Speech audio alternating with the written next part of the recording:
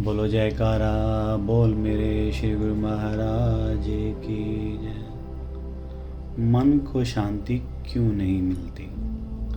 साध संगत जी, श्री गुरु महाराज जी के चरण कमल में कोटि कोटि प्रणाम। कभी आपने सोचा है हमारे पास सब कुछ होने के बाद भी मन अशांत क्यों रहता है। घर है, परिवार है, पैसा है, सुविधाएं हैं, फिर भी मन में चिंता, डर और बेचैनी बनी रहती।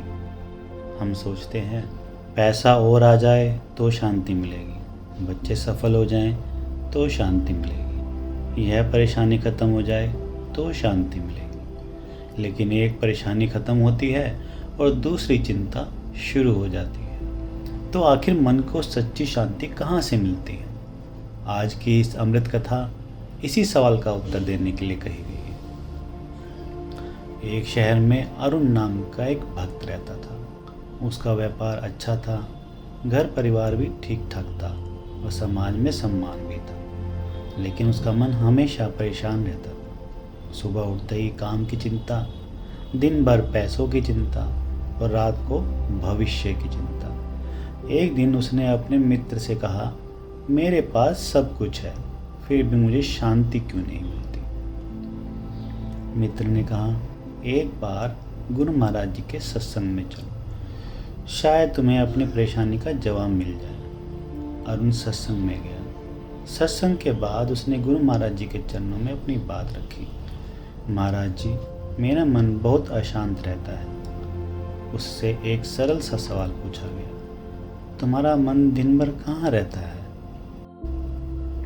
अरुण ने सोचा और कहा, कभी बीते हुए कल में, कभी आने वाले कल में और कभी पैसों और काम की चिंता में। तब उसे समझ आया गया, तुम्हारा शरीर आज में है, लेकिन तुम्हारा मन कभी अतीत में और कभी भविष्य में घूम रहा है। फिर शांति कहाँ से आएगी। यह बात अरुण के मन में उतर गई। अगले दिन उसने सुबह कुछ समय शांत बैठकर गुरु महाराज जी को याद करने का प्रयास किया। लेकिन मन में फिर विचार आने लगे, आज दुकान पर क्या होगा, पैसे कब आएंगे, व्यापार में नुकसान हो गया तो यह परेशान हो गया। फिर उसे एक बात समझ में आई, मन को एक दिन में शांत नहीं किया जा सकता, लेकिन हर दिन उसे सही दिशा जरूर दी जा सकती है। उसने एक छोटा सा नियम बनाया, सुबह उठकर सबसे पहले मोबाइल नहीं देखेगा। कुछ मिनट गुरु महाराज जी का स्मरण करेगा और मन में कहेगा, आज मैं अपना कर्म पूरी ईमानदारी से करूँगा, बाकी गुरु महाराज जी पर छोड़ता हूँ। धीरे धीरे उसके अंदर बदलाव आने लगा। एक दिन उसके व्यापार में बड़ा नुकसान हो गया। पहले होता तो वह घबरा जाता, लेकिन इस बार उसने खुद को संभाला। उसने कहा, नुकसान हुआ है लेकिन मैं टूटूंगा नहीं, जो मेरे हाथ में है मैं वह करूँगा।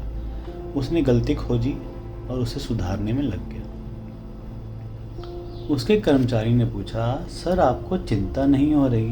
अरुण मुस्कुराया और बोला, चिंता तो हो रही है, लेकिन अब मैंने चिंता को अपना मालिक नहीं बनाया। साध संगत जी, यही उसके जीवन का सबसे बड़ा बदलाव था। पहले वह सोचता था परेशानी खत्म होगी तो शांति मिलेगी। अब वह समझ चुका था, शांति आ जाए तो परेशानी भी उतनी बड़ी नहीं लगती। हम सबकी ज़िंदगी में भी ऐसा ही होता है। हम चाहते हैं कि दूसरे लोग बदल जाएं, परिस्थितियां बदल जाएं, पैसा बढ़ जाए, समस्या खत्म हो जाए, तभी हमें शांति मिलेगी। लेकिन संसार की परिस्थितियां हमारे अनुसार नहीं चल सकती।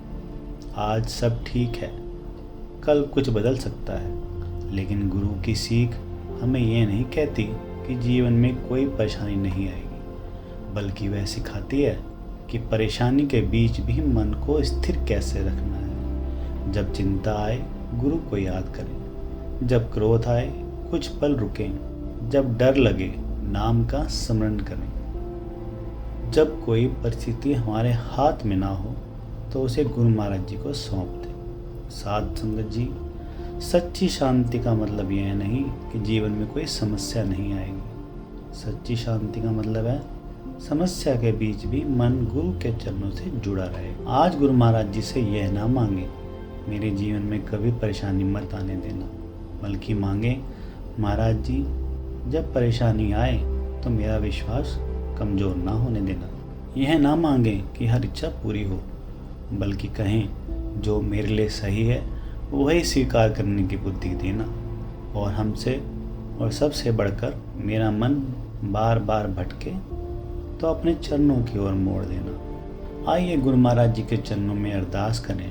हे गुरु महाराज जी, हमारे अशांत मन को शांति दीजिए, हमारी चिंता को विश्वास में बदलिए, हमारे डर को हिम्मत में बदलिए, हमारे अहंकार को नम्रता में बदलिए, हमारे जीवन में सेवा, प्रेम और भक्ति की भावना बनाए रखिए।